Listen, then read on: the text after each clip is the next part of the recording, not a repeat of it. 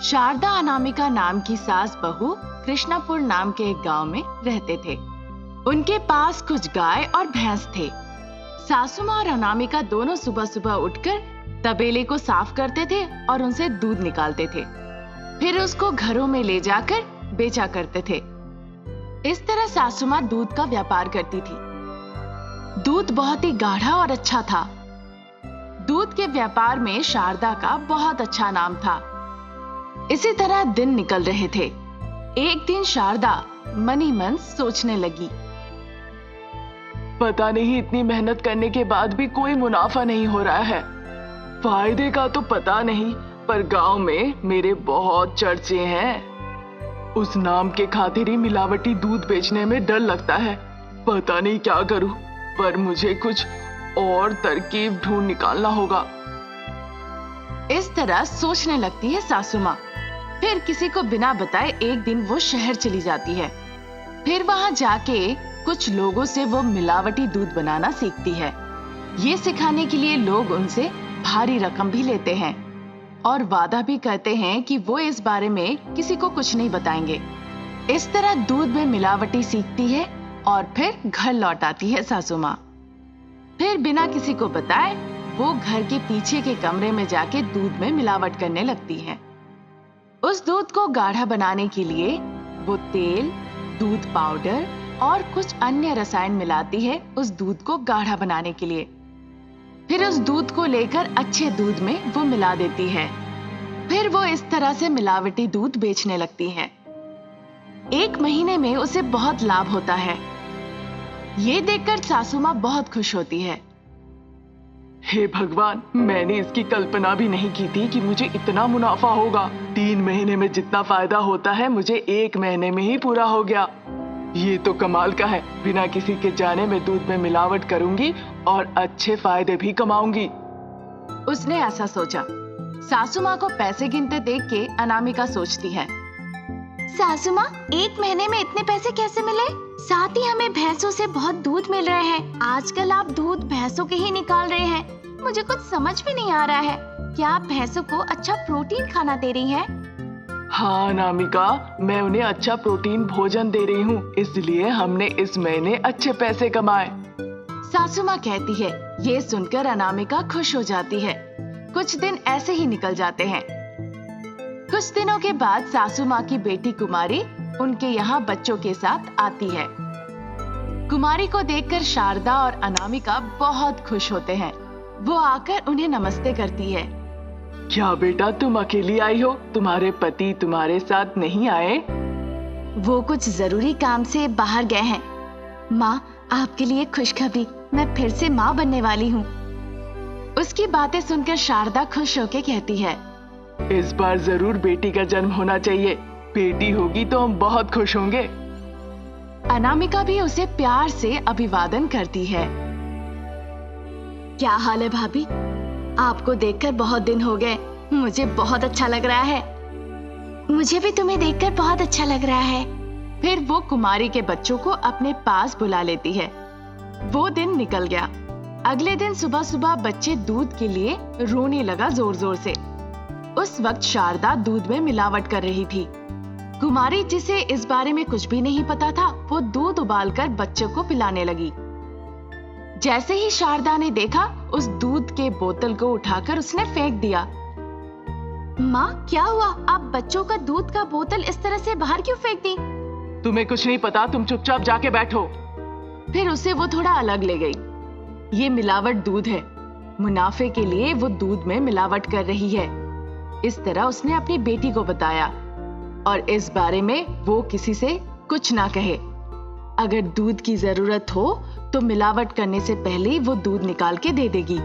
माँ, आप समझ रही है क्या कर रही हैं? हमारे बच्चे हैं, इसीलिए आप स्वास्थ्य के बारे में सोच रही हैं, लेकिन दूसरों के बच्चों के बारे में क्यों नहीं सोच रही हो? गलत कर रही हो माँ। अगर बच्चों को कुछ हो गया तो हमें ही श्राप लगेगा।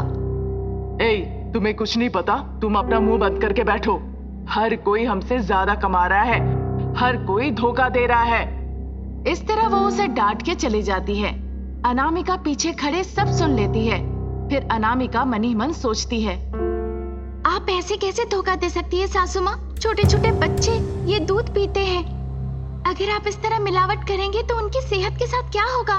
कई गर्भवती महिलाएं भी होंगी। मैंने कभी नहीं सोचा था आप लालच की वजह से ऐसा करेंगी सासू माँ। इस तरह सोचकर अनामिका बहुत दुखी हो जाती है। थोड़ी देर बाद कुमारी वहां आती है। भाभी, मुझे आपसे एक बात कहनी है। कुमारी, मुझे पता है तुम मुझसे क्या कहना चाह रही हो। तुम्हारी माँ के बारे में जो दूध में मिलावट कर रही है, मैंने सब सुन लिया है। भाभी, ये तो बहुत बड़ी गलती है। मेरी माँ मेरी बात बिल्कुल नहीं सुन रही है। वो कई बच्चों की जिंदगी के साथ खेल रही है। अब मैं क्या करूं? कुमारी, ना वो तुम्हारी सुनेगी ना वो मेरी। उन्हें सबक सिखाने के लिए हमें कुछ योजना के बारे में सोचना होगा। मेरी एक दोस्त है जो कि फूड इंस्पेक्टर है। मैं उसे फोन करके इस बारे में सारी बातें बताऊंगी। वो सब कुछ संभाल लेगी और सासू माँ को भी इसी बात से सबक मिल जाएगा। कुमारी भी उसकी बातों पर तैयार हो जाती है। अगले दिन सुबह अनामिका अपनी सहेली को फोन करती है और उसे सारी बातें खुल के बताती है। उसकी बातें सुनकर अनामिका की सहेली कहती है कि वो उसके घर आएगी। फिर वो वहां से निकल जाती है। ठीक उस वक्त सासू माँ दूध में मिलावट कर रही थी। वो उस दूध को बेचने जा रही थी। तभी अनामिका की सहेली वहां आ जाती है। उसे देखकर सासू माँ कहती है, कौन हो तुम? क्या चाहिए? दूध लेने आई हो शायद। हाँ, मुझे दूध ही चाहिए, लेकिन उपयोग करने के लिए नहीं, परीक्षा करने के लिए। उसकी बातें सुनकर सासू माँ आश्चर्य हो जाती है। कैसी परीक्षा? हम शुद्ध दूध बेचते हैं। कौन है आप? फिर उसने अपनी पहचान पत्र निकाल के दिखाई और कहा कि वो एक फूड इंस्पेक्टर है। हाँ मैडम, हम सिर्फ शुद्ध दूध बेचते हैं, कोई मिलावट नहीं करते हैं। टेस्टिंग से पता चलेगा सही है या गलत। मैं परीक्षा करके बता दूंगी। हाँ हाँ, हमें कोई डर नहीं है, कर लीजिए टेस्ट। ठीक है, पर उससे पहले मैं पूरे घर को चेक करूंगी, फिर जांच शुरू करूंगी यहाँ। पर सासू माँ इस बात के लिए तैयार नहीं हुई। फूड इंस्पेक्टर बिना अनुमति के ही पूरे घर की तलाशी लेने लगी। फिर उसे घर में दूध मिलावट करने के लिए जरूरी सामान मिले। ये देखकर अनामिका और कुमारी बहुत आश्चर्य हो गए। अब बताओ, क्या तुम दूध में मिलावट नहीं कर रहे हो? ऐसा करके तुम कितने लोगों की जान लोगे? मैं तुम लोगों को नहीं छोड़ने वाली। तुम सभी को जेल के सलाखों में डालूंगी। उनकी बातें सुनकर सासू माँ बहुत ज्यादा डर गई। मैडम, मुझे माफ कर दीजिए, मैं भीख मांग रही हूँ। पैसों के लिए मैंने ऐसा किया। पुलिस, कोर्ट केस ये सब मत कीजिए। हमारा परिवार का सम्मान है। किसी को पता चल गया तो हम मुंह दिखाने लायक नहीं रहेंगे समाज में। मैडम, हम ऐसा आइंदा नहीं करेंगे। सासू माँ को छोड़ दीजिए, मैं आपसे हाथ जोड़ के विनती करती हूँ। इस तरह अनामिका फूड इंस्पेक्टर से विनती करती है। कुमारी भी विनती करती है। ये सुनकर फूड इंस्पेक्टर कहती है, ठीक है, मैं अभी चली जा रही हूँ, लेकिन मैं महीने में एक बार फिर से जांच करूंगी आके। अगर पकड़े गए तो सबको मैं सलाखों के पीछे सीधा डाल दूंगी। वो कहती है। सासू माँ कहती है कि ये गलती वो फिर से नहीं दोहराएगी। सासू माँ जाके वो सारी चीजें बाहर फेंक देती है। अनामिका जाके अपनी सहेली से धन्यवाद कहती है सासू माँ को सही सबक सिखाने के लिए, और वो बहुत खुश हो जाती है। It's my duty. सब सच बोलेंगे तो मिलावट का शब्द ही नहीं प्रयोग होगा, है ना? अच्छा, तो अभी मैं चलती हूँ। ऐसा कहकर वो वहां से चली जाती है। उस दिन से सासू माँ धंधे में मिलावट करना बंद कर देती है और अच्छे से अपना कारोबार चलाती है। इस तरह से अनामिका और कुमारी सासू माँ को बदलते देखकर बहुत खुश होती है। एक गांव में सरोजा नाम की एक महिला रहती थी। बेटा सुरेश बहुत बड़ा काम करता था और काम के सिलसिले से विदेश यात्रा करते रहता था। सरोजा ने अपने बेटे की शादी कराने का सोचा और सोचा कि लड़की शिक्षित होगी तो अच्छा रहेगा। इसी वजह से उसने अनामिका को चुना शादी के लिए। फिर सुरेश अमेरिका चला गया और उसके बाद अनामिका और सासू माँ घर पे ही रहने लगे। अनामिका का जन्म और पालन पोषण शहर में होने के कारण वो बस आराम करती थी और आनंद लेती थी। जब भी समय मिलता था वो शॉपिंग करती थी। वो बहुत पैसे खर्च करती थी। सरोजा को ये सब कभी भी पसंद नहीं आया। एक दिन सुबह के 10 बज रहे थे, तब भी अनामिका सो रही थी। ये देखकर सरोजा बिल्कुल भड़क उठी। देखो, दोपहर हो गया है, अभी तक उठी नहीं। ये सोचकर वो उसके कमरे में गई और जोर जोर से जगाने लगी। अरे उठो, सुन रही हो? उठो और काम करो। सरोजा उसे जोर जोर से जगाने लगी। अनामिका आहिस्ता से उठ के कहती है, क्यों सासू माँ, क्यों सुबह सुबह चिल्ला रही है? उठ गई हूँ, जाइए।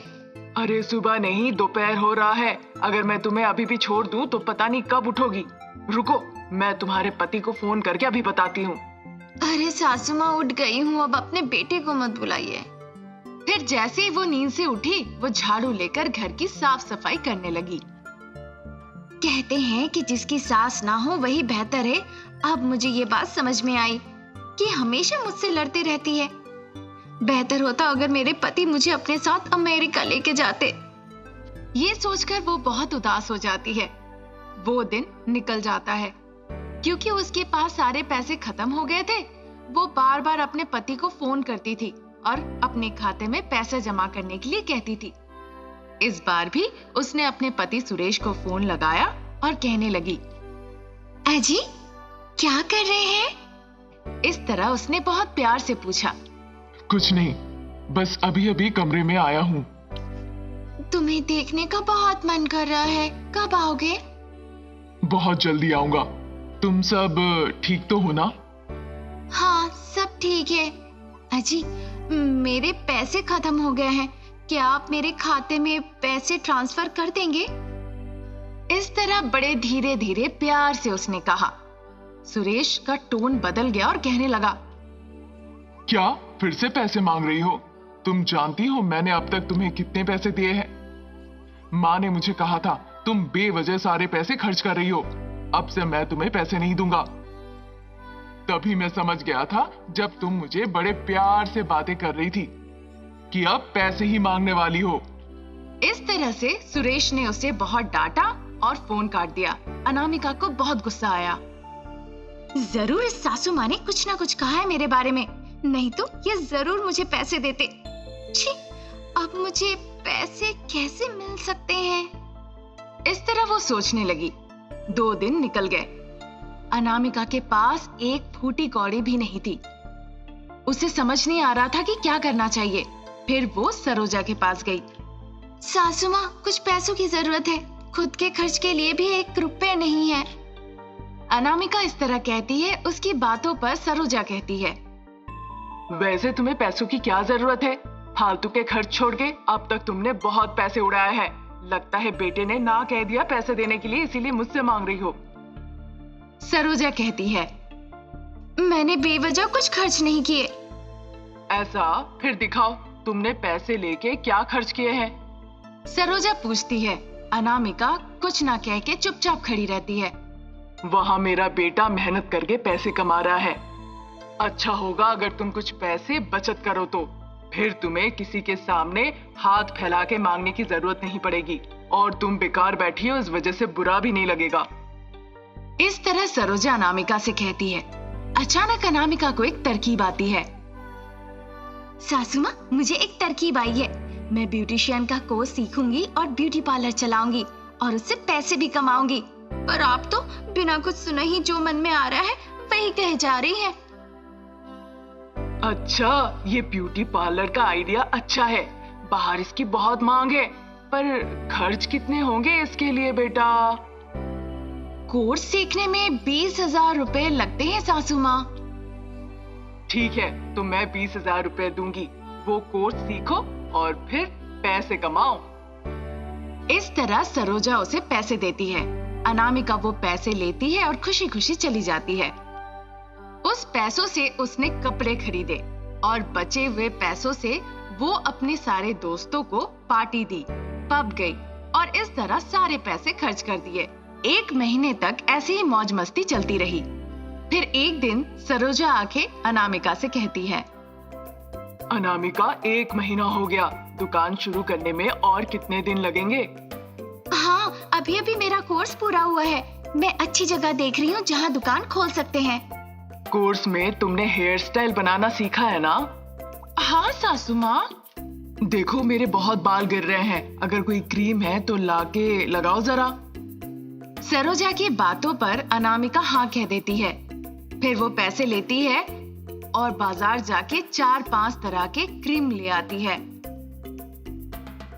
सासू माँ, ये लीजिए आपके क्रीम। ये क्रीम अगर बाल में लगाएंगे तो आपके बाल झड़ने बंद हो जाएंगे और काले भी हो जाएंगे।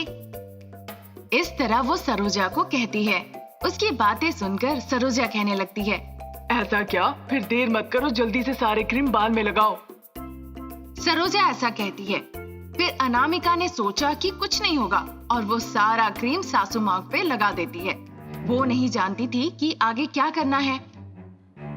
सासू माँ, इन क्रीम को रात भर बालों में ऐसे ही लगा कर रहने दे और सुबह नहा लीजिएगा, ठीक है?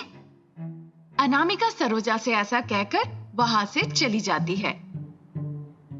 आहा, मेरे बाल तो अब काले हो जाएंगे और मैं जवान भी दिखूंगी। ऐसा कहकर सरोजा शर्मा गई। वो रात निकल गया।